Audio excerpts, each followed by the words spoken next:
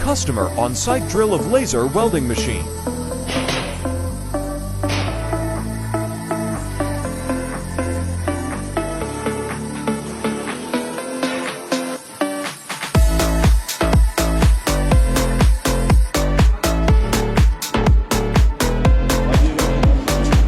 Welding cabinet.